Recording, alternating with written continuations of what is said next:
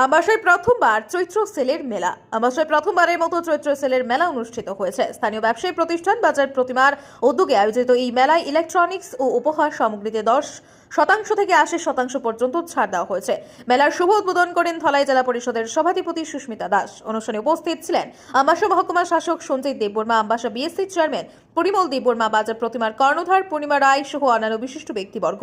উদ্বোধনী বক্তব্যে সভাপতি সুস্মিতা দাস বলেন, শুধু আগরতলায় নয়, এবার আমবাসাতেও চৈত্র সেল বসছে, যা স্থানীয় ক্রেতাদের জন্য একটি বড় সুযোগ।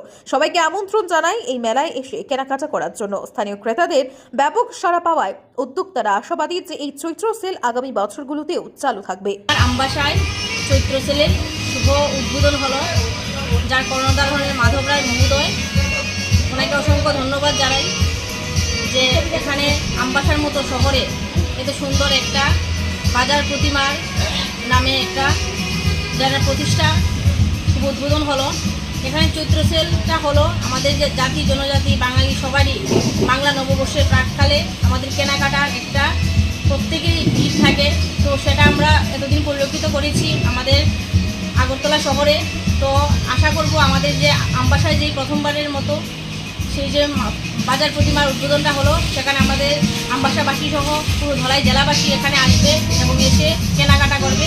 বিশেষ করে ইলেকট্রিকের যে জিনিসগুলো রয়েছে, ফ্রিজ, তারপরে ওয়াশিং মেশিন এবং কুলার, সেগুলোতে ছাড় রয়েছে। মেশিন অনুযায়ী 10% থেকে 85% পর্যন্ত ছাড় দেওয়া হয়েছে।